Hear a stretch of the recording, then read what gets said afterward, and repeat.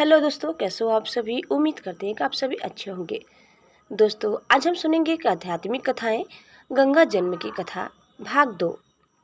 जब महाराज सगर को बहुत दिनों तक अपने पुत्रों की सूचना नहीं मिली तो उन्होंने अपने तेजस्वी पौत्र अंशुमान को अपने पुत्रों तथा घोड़े का पता लगाने के लिए आदेश दिया।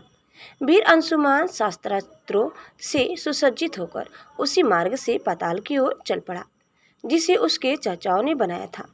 मार्ग में जो भी पूजनीय ऋषि मुनि मिले उनका यथोचित सम्मान करके अपने लक्ष्य के विषय में पूछता हुआ उस स्थान तक पहुंच गया जहां पर उसके चाचाओं के भस्मीभूत शरीरों की राख पड़ी थी और पास ही यज्ञ का घोड़ा चल रहा था। अपने चाचाओं के भस्मीभूत शरीरों को देखकर उसे बहुत दुख हुआ। उसने उनका तर्पण करने के लिए जलाशय की खोज की, किंतु उसे कहीं जलाशय दिखाई नहीं पड़ा। तभी उसकी दृष्टि अपने चाचाओं के मामा गरुड़ पर पड़ी। उन्हें सादर प्रणाम करके अंशुमान ने पूछा कि बाबा जी, मैं इनका तर्पण करना चाहता हूँ। पास में यदि कोई सरोवर हो तो कृपया करके उसका पता बताइए। यदि आप इनकी मृत्यु के विषय में कुछ जानते हैं तो वह भी मुझे बताने की कृपा करें। गरुड़ जी ने बताया कि किस प्रकार उनके चाचाओं ने कपिल मुनि के साथ उद्दंड व्यवहार किया था, जिसके कारण कपिल मुनि ने उन सबको भस्म कर दिया। इसके पश्चात गरुड़ जी ने अंशुमान से कहा कि ये सब अलौकिक शक्ति वाले दिव्य पुरुष के द्वारा भस्म किए गए हैं, अतः लौकिक जल से तर्पण करने से इनका उद्धार नहीं होगा। केवल हिमालय की ज्येष्ठ पुत्री गंगा के जल से ही तर्पण करने पर इनका उद्धार संभव है। अब तुम घोड़े को लेकर वापस चले जाओ, जिससे कि तुम्हारे पितामह का यज्ञ पूर्ण हो सके। गरुड़ जी की आज्ञा अनुसार अंशुमान वापस अयोध्या पहुंचे और अपने पितामह को सारा वृत्तांत सुनाया। महाराज सगर ने दुखी मन से यज्ञ पूरा किया। वे अपने पुत्रों के उद्धार करने के लिए गंगा को पृथ्वी पर लाना चाहते थे, पर ऐसा करने के लिए उन्हें कोई भी युक्ति न सूझी।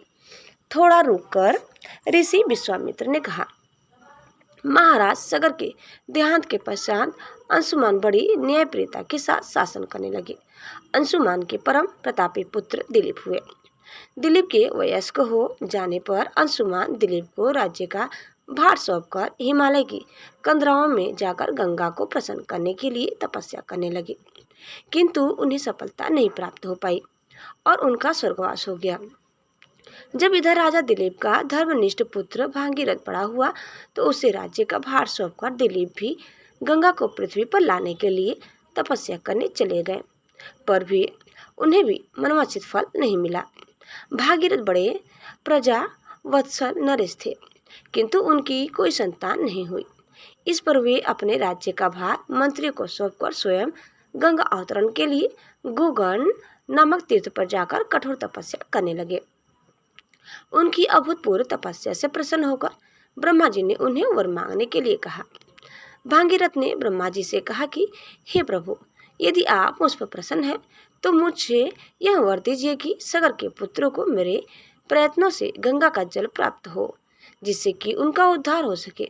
इसके अतिरिक्त मुझे संतान प्राप्ति का भी वर दीजिए, ताकि इक्ष्वाकु वंश नष्ट न हो। ब्रह्मा जी ने कहा कि संतान का तेरा मनोरथ शीघ्र ही पूर्ण होगा, किंतु तुम्हारे मांगे गए प्रथम वरदान को देने में कठिनाई यह है कि जब गंगा जी वेग के साथ पृथ्वी पर अवतरित होंगी तो उनके वेग को पृथ्वी संभाल नहीं सकेगी। गंगा जी के वेग को संभालने की क्षमता महादेव जी के अतिरिक्त किसी में भी नहीं है। इसके लिए तुम्हारे महादेव जी को प्रसन्न करना होगा। इतना कहकर ब्रह्मा जी अपने लोक को चले गए। भागीरथ ने साहस नहीं छोड़ा। वे 1 वर्ष तक पैर के अंगूठे के सहारे खड़े होकर महादेव जी की तपस्या करते रहे। केवल वायु के अतिरिक्त उन्होंने किसी अन्य वस्तु का भक्षण नहीं किया। अंत में इस महान भक्ति से प्रसन्न होकर महादेव जी ने भागीरथ को दर्शन देकर कहा कि हे भक्त श्रेष्ठ, हम तेरी मनोकामना पूरी करने के लिए गंगा जी को अपने मस्तक पर धारण करेंगे। इसकी सूचना पाकर विवश होकर गंगा जी को सुरलोक का परित्याग करना पड़ा। उस समय वे सुरलोक से कहीं जाना नहीं चाहती थी, इसीलिए वे यह विचार करके कि मैं अपने प्रचंड वेग से शिव जी को बहाकर पाताल लोक ले जाऊंगी, वे भयानक वेग से शिव जी के सिर पर अवतरित हुई। गंगा के इस वेगपूर्ण अवतरण से उनका अहंकार शिव जी से छुपा न रहा। महादेव जी ने गंगा की वेगवती धाराओं को अपने जटाजूट में उलझा लिया। गंगा जी अपने समस्त प्रयत्नों के बाद भी महादेव जी की जटाओं से बाहर न निकल सकी। गंगा जी को इस प्रकार शिव जी की जटाओं में विलीन होते देख भागीरथ ने फिर शंकर जी की तपस्या की।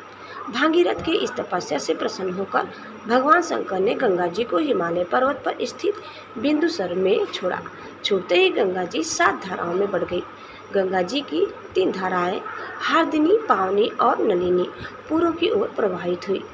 चुससु, सीता और सिंधु नाम की 3 धाराएं पश्चिम की ओर बही और 7वीं धारा महाराज भागीरथ के पीछे पीछे जिधर जिधर भागीरथ जाते थे उधर उधर ही गंगा जी जाती थी।